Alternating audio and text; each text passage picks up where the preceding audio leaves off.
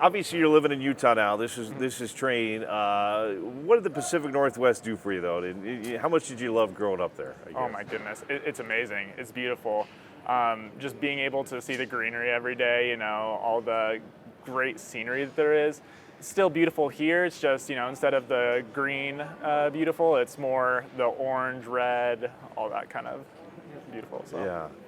There's a story that you had skates on at 10 months of age. Is this true? Yeah, it is. We had family friends that owned the skating rink in Burlington, and they were talking to my dad, and he was going to go to the grocery store. It was right next to the rink, and they said, well, we'll just hang on to him so it's easier. And when he came back, I had skates on and fell in love with it. 10 months? I guess. So then did you do the inline skating for a while then? Yeah, I started inline skating at 3 years old. Okay. Got seen by one of the coaches at the club there, and my parents were kind of like, what in the world, like speed skating? And he's like, no, it's fine. There's a little kids division. It's 5 and under, trust me. And after that, just kept loving it and had fun trying to go faster and get better and just stuck with it. Was that in Burlington too, or was that was in Burlington? Yeah. So I was going to say, with there's you. I mean, you look back, Casey Boudier, Apolo, JR, Aaron Tran. We got Corinne, and the list goes on and on. Why do you think Pacific Northwest has produced so many long track and short track speed skaters? I think a big part of that is it's a double-pronged thing. First off, there's a big inline culture there, and a lot of us that are training here now come from inline. But also, there's an amazing coach there, Chang-Ho Lee, and he is one of the best. And he provides that great foundation that all of us have built upon when we come here. And you're taking it seriously when you're there, but there's a different level of commitment, dedication, and work that goes into being one of the top athletes. So having that good foundation of fundamentals is huge. Yeah. And then, you get good training there. How important is this place here in Utah to surround yourself with the best and have the best coaches and facilities? It's amazing. I mean, we don't have a ton of support within the U.S. There's not a whole lot of foundation like other countries, like in Holland, where it's a national sport, and they have all these programs and resources and all that. So it ends up being very,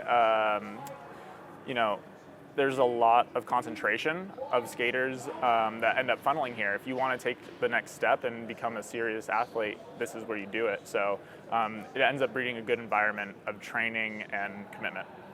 And with that in mind, how in the world did you get to where you're at? I mean, training and commitment, right? Yeah, it took a lot of personal growth and learning too. I mean, I missed out on the last Olympic team by just a couple hundredths of a second. And, I was pretty inexperienced at that point in my career, so having to learn from that and grow now and move forward to progressing through the World Cup rankings has been really important on the journey. In journey of different athletes, it does sometimes take those little moments to kind of push you to a high to reach another thing. Obviously, that has probably fueled your fire a little bit, hasn't it? That little moment there. Oh, absolutely. I mean, I like to say you don't learn anything when you win. So you learn things when you're supposed to win and you don't. And that goes for every walk of life, right? If you're supposed to do well and you fail a little bit, you got to go back to the drawing board a little bit. But that always ends up being a good thing because that's where, your best self is built.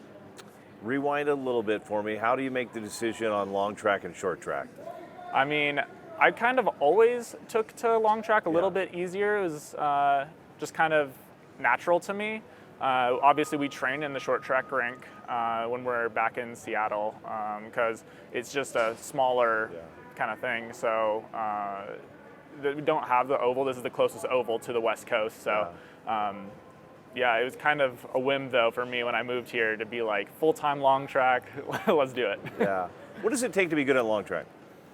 It takes a big fitness base. Our summers consisted of lots of aerobic fitness, anaerobic fitness, technical stuff. But also, like I just said, the technical stuff is huge. The how-to, massive, knowing where you need to get better, all that.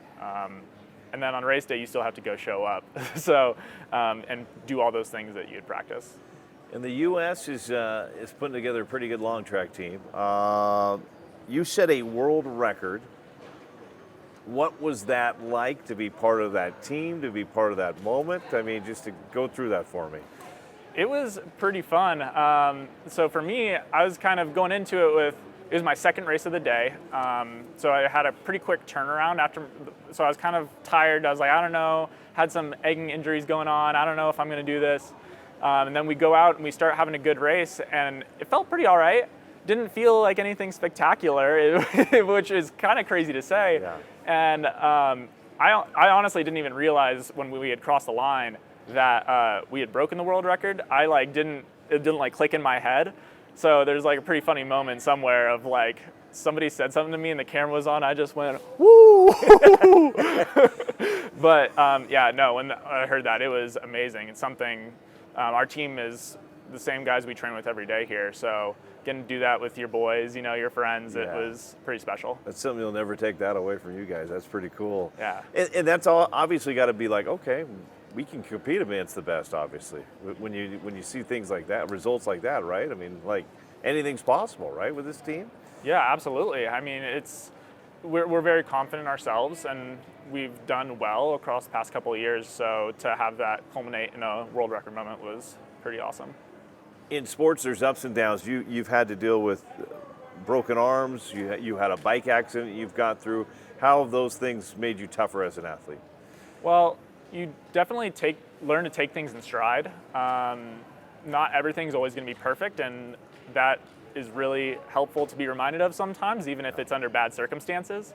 A lot of what we do with skating is being able to take things that happen, whether it be little injuries, you're not feeling good on a day, and take that and do your best with it.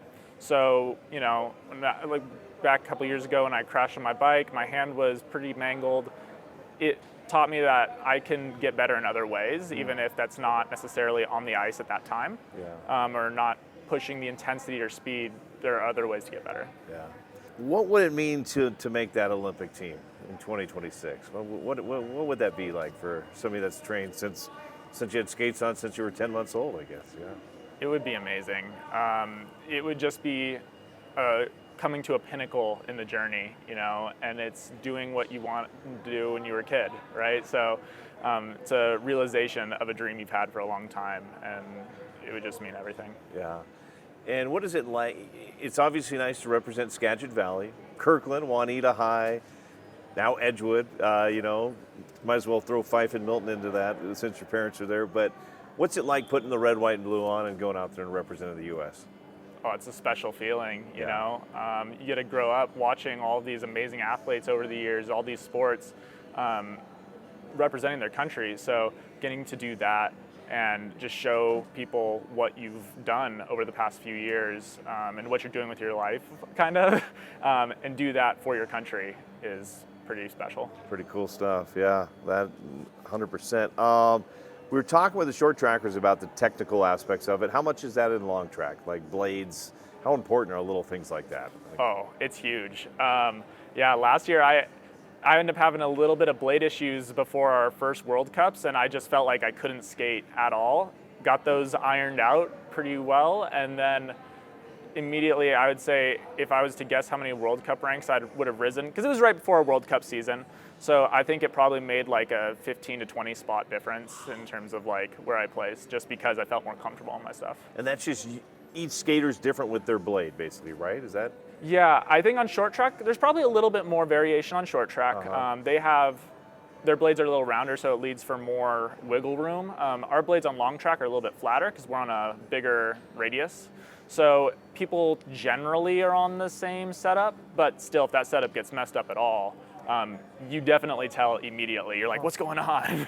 So you just go back into the tech center and figure it out? And Try to. Yeah. Well, that's what makes it tough, too, is sometimes you're like, is it me or is it my equipment? Which is tough, so. Okay, that's good. Interesting. Yeah. All right, anything else you want to say? Or No. Hey, rock and roll. Well, I guess my last question is, you're doing well. I mean, you're on the right path. What advice would you give, not just for skaters, for young athletes out there that want to succeed in life? I'd say definitely embrace the journey. Everything is a learning opportunity. Whether you think you know better than somebody, you don't know better than somebody, everybody has something to offer, whether that be about your sport exactly, or if they know better than you and what they're talking about or not, they still could have valuable input. So definitely be willing to listen because you never know where you're going to get your best advice from.